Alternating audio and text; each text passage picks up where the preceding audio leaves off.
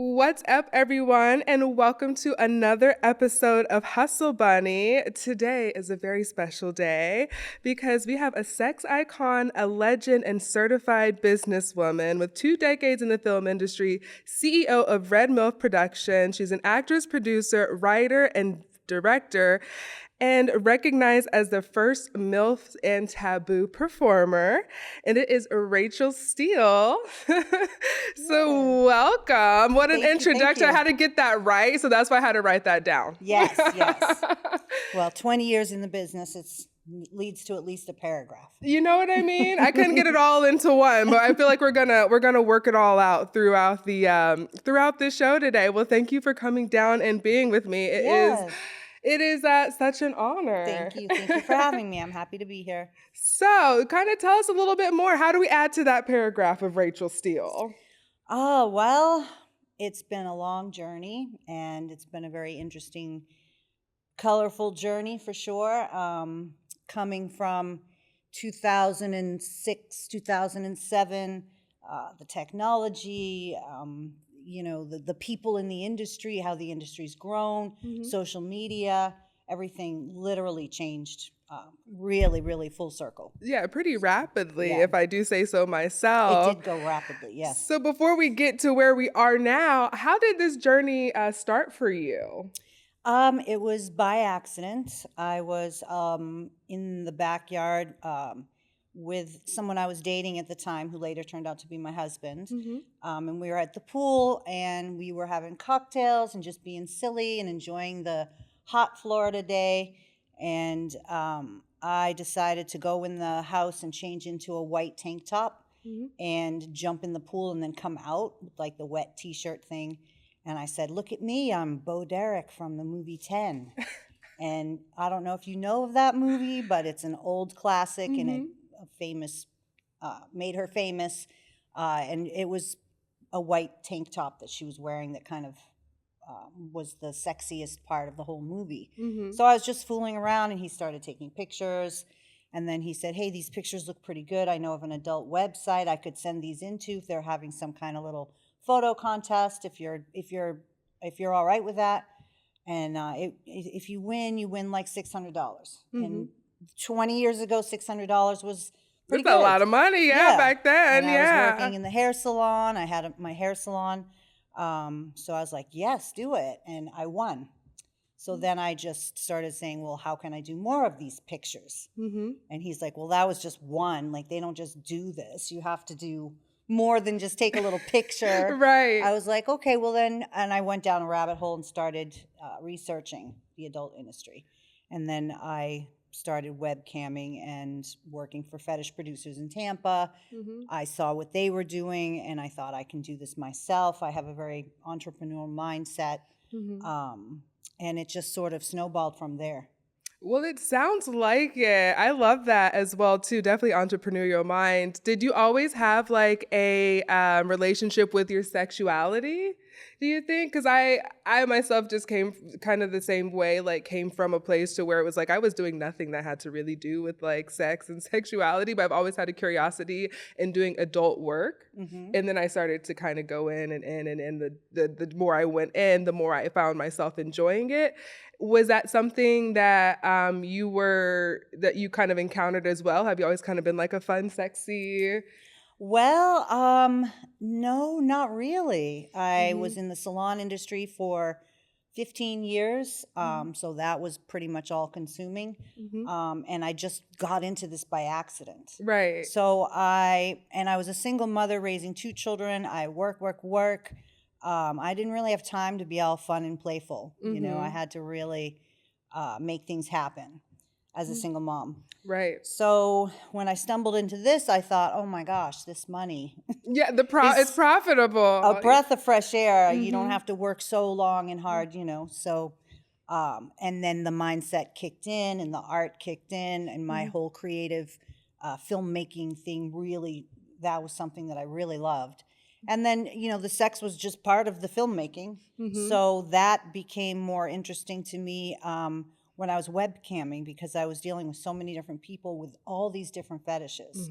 And that was very eye-opening for me, because I really had known nothing about these things, these fetishes. Everything was new, and I was game. So, you know, the foot fetish and a food fetish, and from A to Z. And I was performing all these little fetishes, and then started working with fetish producers and seeing all of their, you know, their side of the world, and, you know, all this different perspectives about sexualization of different things and people. And it just became very interesting. So I just sort of went into it. And then I was working with a lot of amateurs. I wasn't doing mainstream or working in mainstream. So dealing with amateurs, I was dealing with men that I was hiring that were literally answering an ad that I put out. If you're attracted to older women and you would like to perform, I'm hiring. And so I was really working with like real people that had no experience. So when they would come to work, their eyes are big, and, you know, so everything was really interesting for me, a way to do this, where mainstream, when you're performing with other people who are actors, they're in the industry, they've done this before, they're in front of cameras, they're used to this, it can be very choreographed and planned out. So it was a whole different method of filmmaking for me than it is for me today. Yeah, absolutely. You know what? It's kind of similar now, because people, I feel like they're starting off like doing their own content with something like OnlyFans or clips for sale, you know, things like that. And then they come into mainstream and they kind of have a hard time like making the adjustment. Or some people come into mainstream and they hate it. They like being in control of their own content. But you started at a time when I feel like camming and everything, like, it was still so new. Yeah. You know? So how have you like kind of navigated now to keep up with like everything that's always changing so fast, you know? Yeah, well, I don't really keep up. I just do my own thing, and people love it. And I have fans that are so loyal. It just warms my heart. Like, I have people writing in saying, "I've been following you for 10 years. You know, I'm a member of everything you have. I buy I'm a member of your website, all that." So, you know, I try to stay updated with technology, with cameras and equipment and editing and all of that.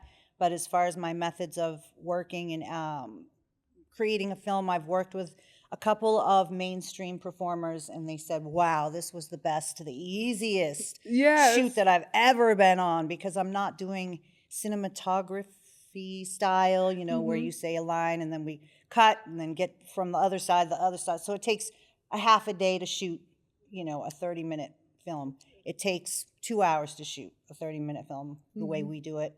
And that's how I like it. And I never claim to be like mainstream quality, but I have really good films that have a lot of character, and it's like a nice vintage house or something. Well, you know, I find that, oh, I love how you said that, but I find that people like the amateur. I think the rise of like the amateur is like, it's something that when you've mastered the art of amateur, like you're saying, where it's like, it is just simple. It's 2 hours. We're having a good time. We get it in. We're fucking, we're out. I think that people absolutely love that. I even find myself now, like, even like when I was younger, I've always felt myself enjoying amateur porn. Yeah. You know? It feels a little more real. It does. And there's nothing wrong with mainstream and how it's filmed. There's an audience, obviously, for all of it. Right. But I definitely have always been more, in my personal life too, I prefer more realistic, kind of voyeur, like you feel like it's just unfolding naturally. Right. Like, it's like, oh, like I'm playing Peeping Tom and I'm looking inside and Exactly. I get to see this feeling. Well, I do love that. So being the first MILF in shooting Taboo, and you started, okay, this is my question. What inspired you to come up with Jack, I Am Your Mother? Oh, that's a good one, because that was the very first film that started the whole blaze of glory. Yes. It was a customer who wrote in. He sent in an email, and I had just been doing MILF content, MILF this, MILF that, MILF and the pizza boy, MILF this. Mm-hmm. So he wrote in and he said, would you ever consider making this custom film for me? And he sent the script. And it was like 3 pages long, which was unusual because at this point I was doing more like clips, little clips, 10-minute clips. Mm-hmm. And it was pretty detailed. And I showed it to my husband at the time. And he said, no way, absolutely not. No, that's illegal. We're not doing it. We're not, no. And we shot, we made it because I was like, it's not illegal. We're going to be working with someone. This is not related to me. This is not incest. This is film. We're creating something here. It's fantasy, fantasy role play. Exactly. It wasn't as strict back then as it is today. So we were just very careful how we filmed it all. We did it and we threw it up and it went insane. It just went crazy. And that one took me to the top of the charts, #1 on Clips for Sale.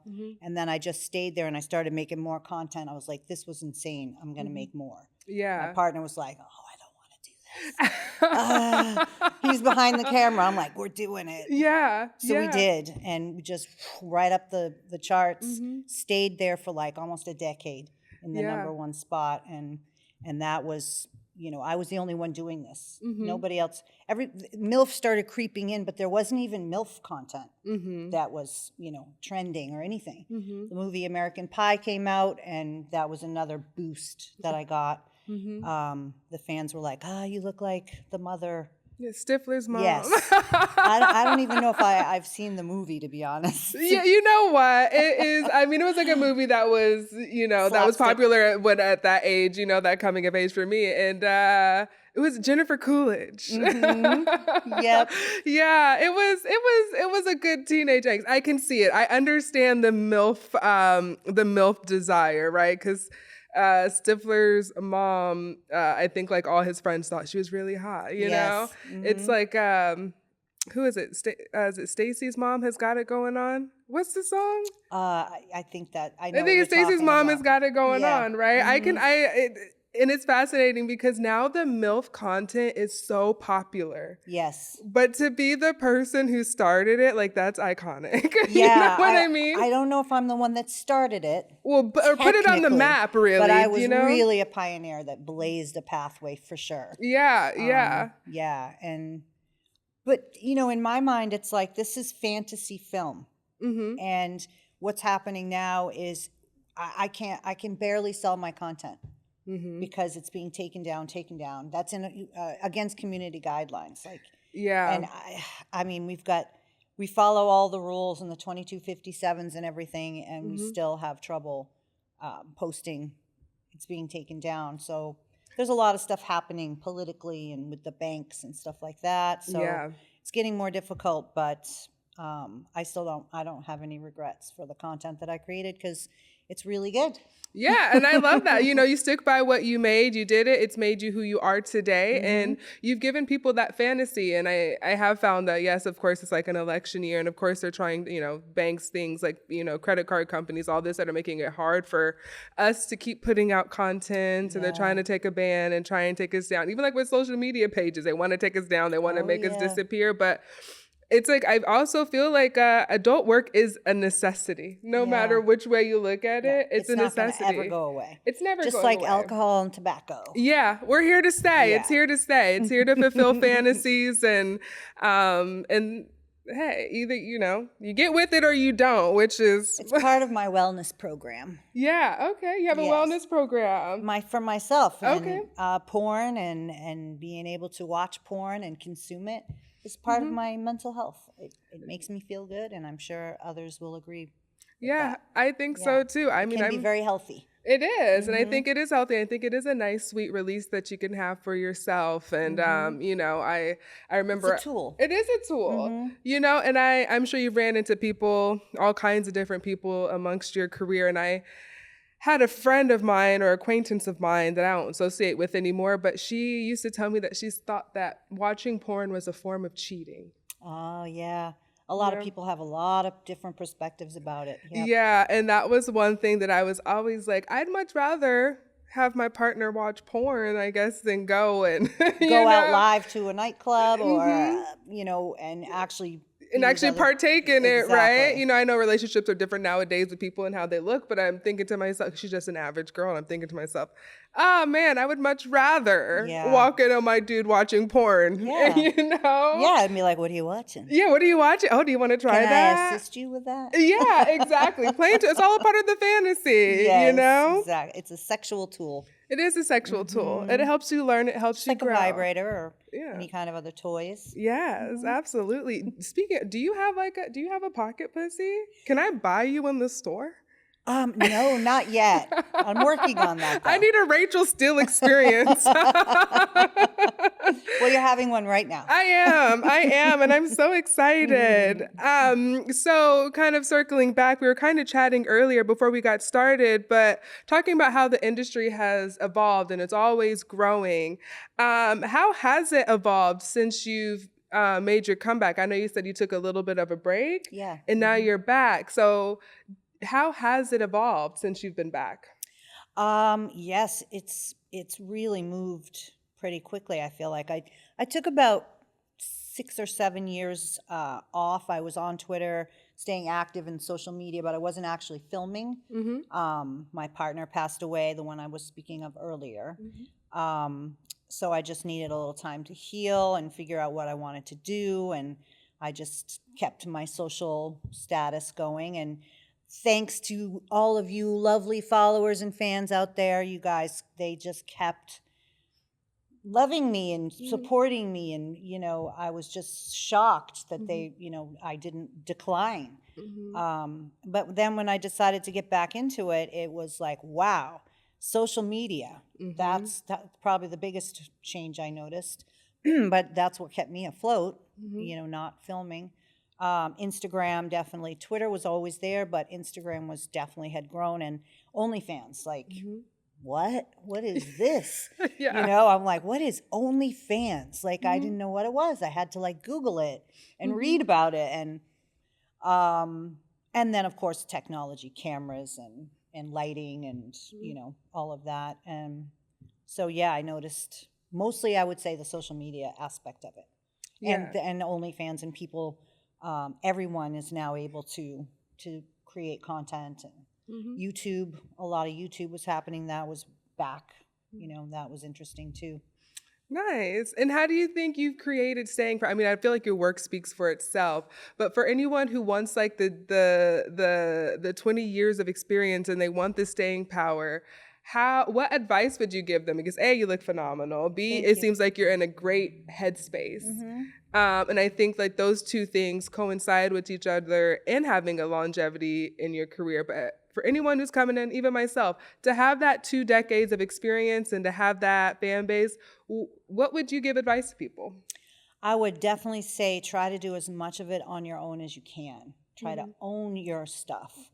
Be the boss. Be the one in charge. Spreading yourself too thin with a bunch of different production companies is exhausting. It sucks the life right out of you. One day shoot can be so exhausting, and then you're going to do this full time. So that can really, over years, take a toll on you as a person, spiritually, physically, So that's one reason why I stood strong with the whole, I'm going to produce my own content, and I want to. And this was before it was popular to be a content creator.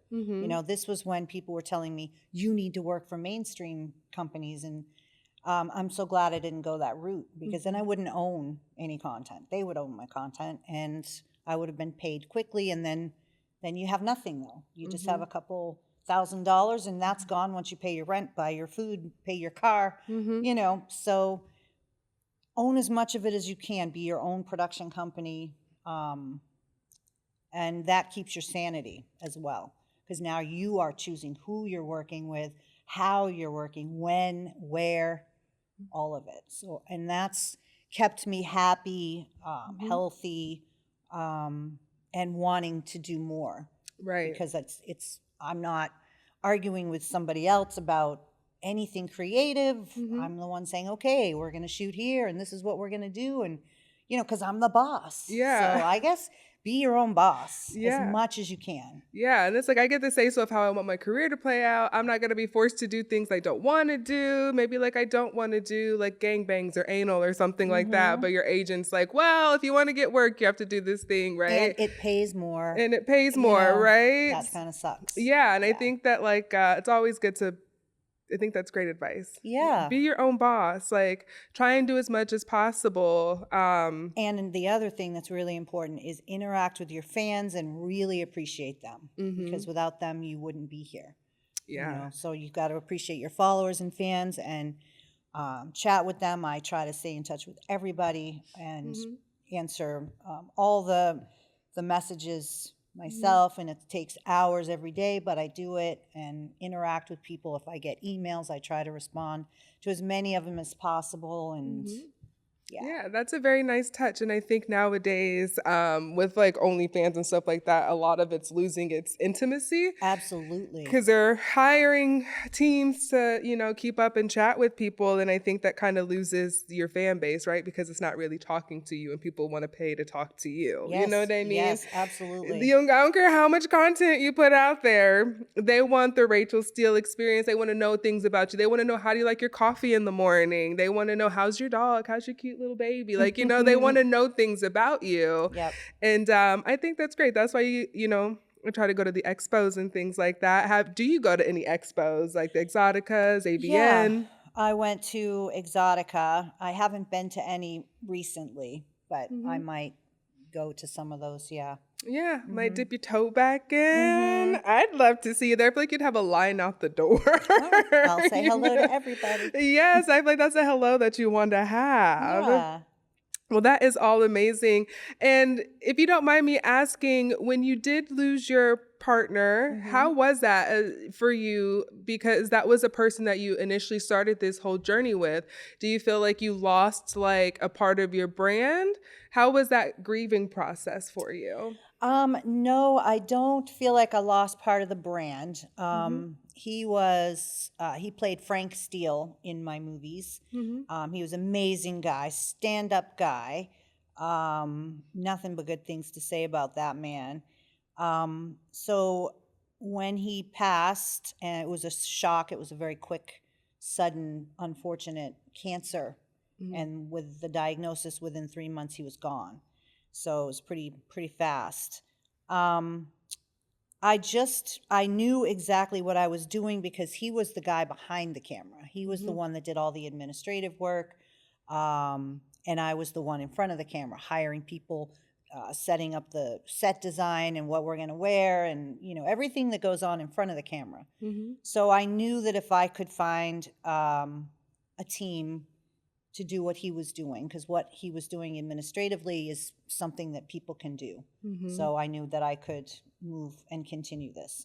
So, the grieving process took me a few years to grieve his loss, and I just didn't, have that feeling of producing. And I was financially in a situation where I could afford to take off some time, so I just did, and that was the best thing I could do. Yeah, to get that wind back in my sails. Yeah, that's very nice. See, that's the perks of being your own boss. Exactly. Ooh, and the third thing that you should do is invest your money.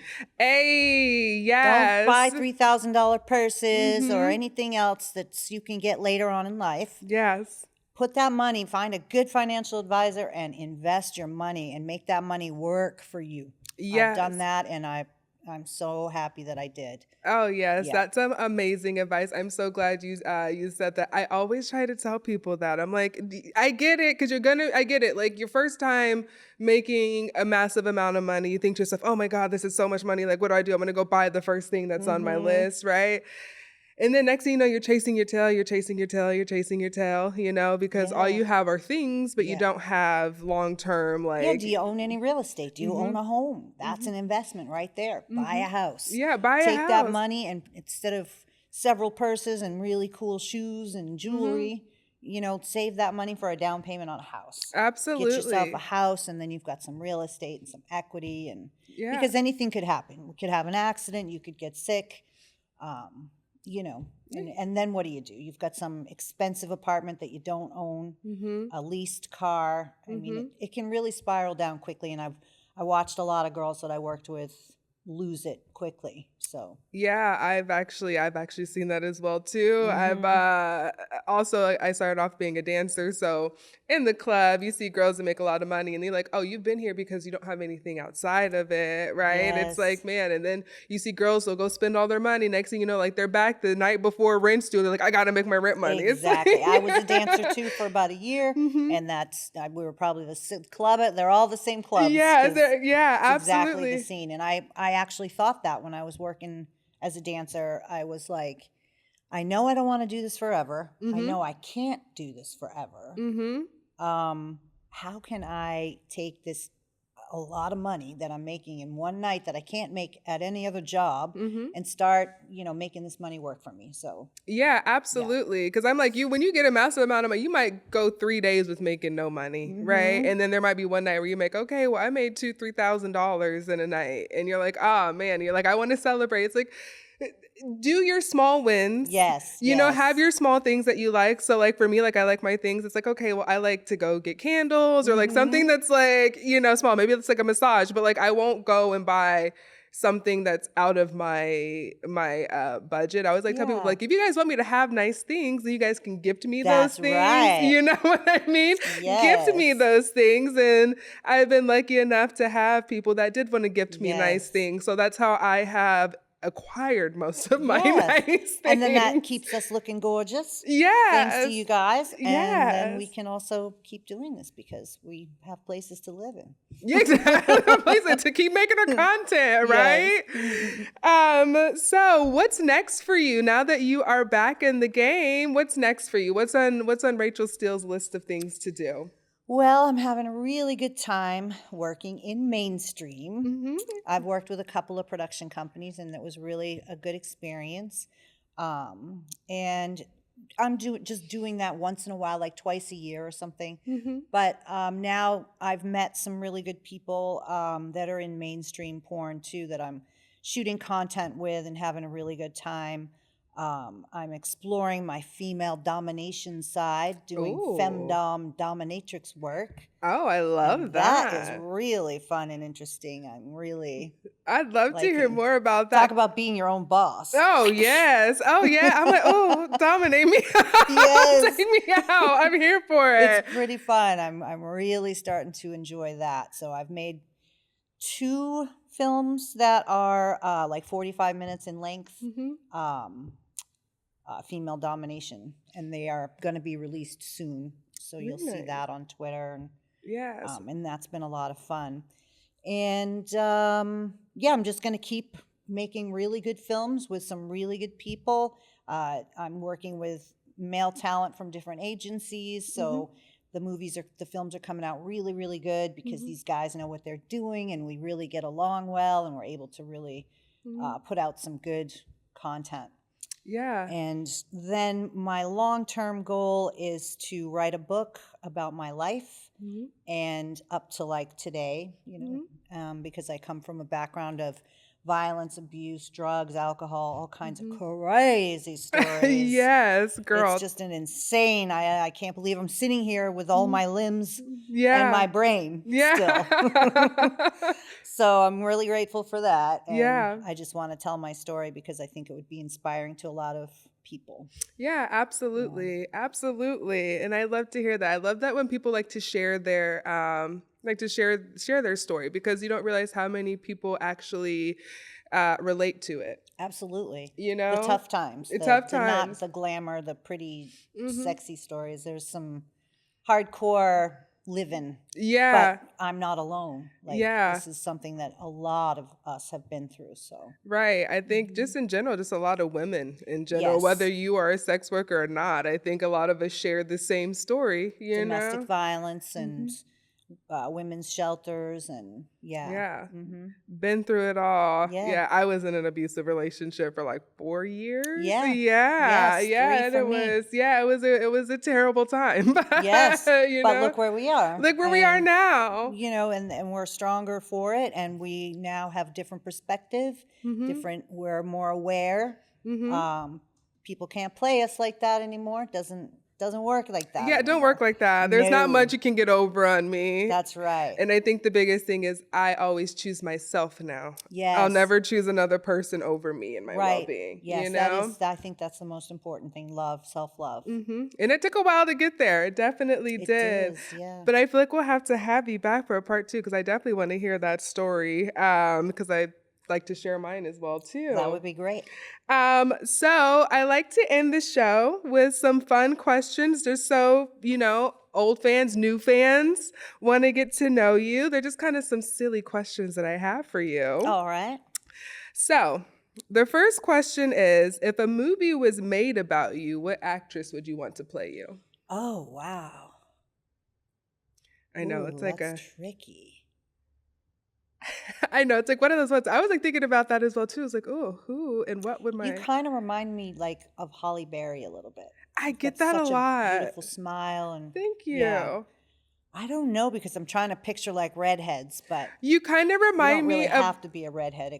They could be like, yeah, color her hair or something. I would think like if Carmen Electra and Jennifer Coolidge had a daughter, it would be you. Okay, well we'll use them.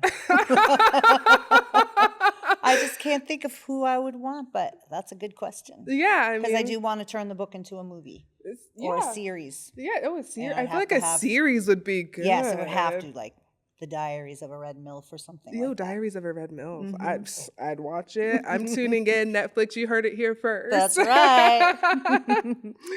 Okay. Let's see here. What was the worst job you ever had?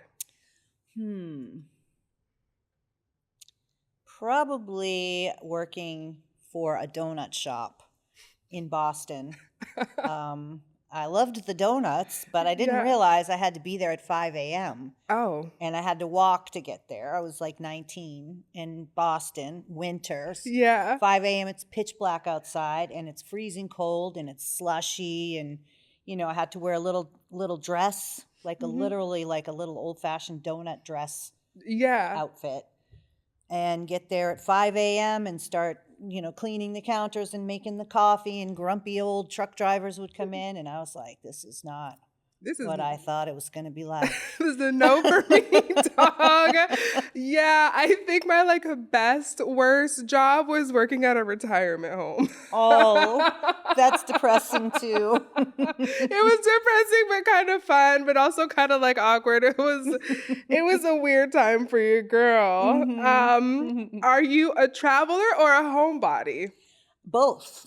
Both, okay. Yes, I do travel a lot. My partner at the moment, his family he's from Turkey, from Istanbul, so we go over there, and I also like to go to the UK at least once a year.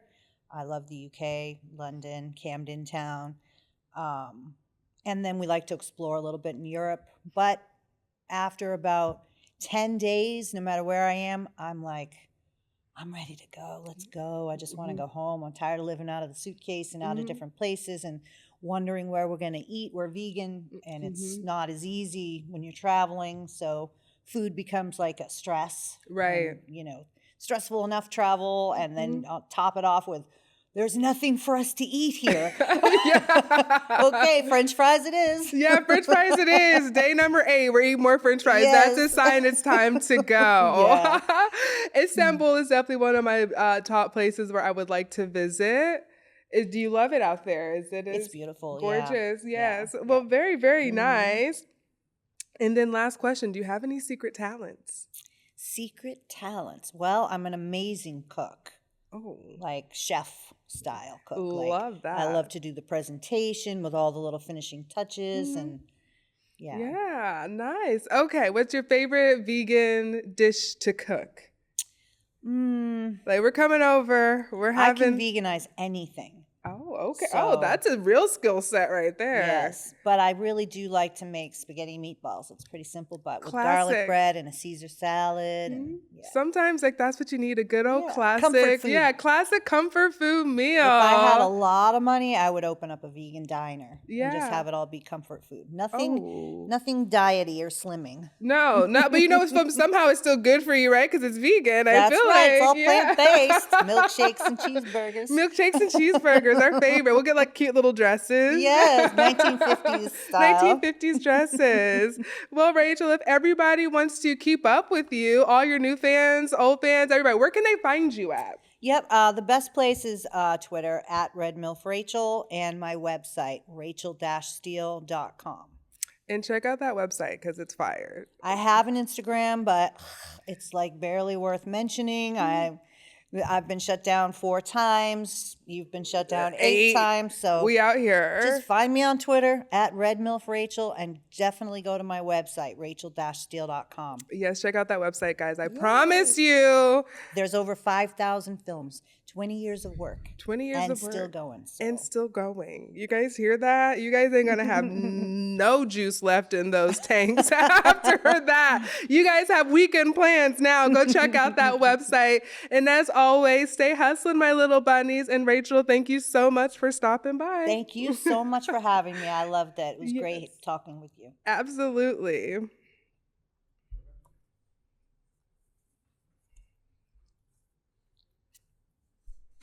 All right. Yay, that was great. Oh, that's great. That was so much fun. August, hit a couple bumpers. So, thanks for watching Hustle Button. Like, subscribe, share if you're digging the content. Oh, okay. We go do okay, and then can we do some B-roll with her here? Yeah. So it's like, okay, cool. Hey, check out the. Do you want me to do it on the microphone? No, do the bumpers first. The bumpers on the microphone, or you want me to do the bumpers? No, do the bumpers on the microphone. On the. What am I supposed to say? Hey guys, thanks for. I hope you're. If you're enjoying the content, make sure to hit that like and subscribe button. Right. That's it. Comment, let us know some stuff you want to see, some people you think we should Hit have for on the show. show. Okay. What's up, you guys? If you guys are enjoying the show, make sure to hit that like and subscribe button. Also, comment below who you think we should have on the show next.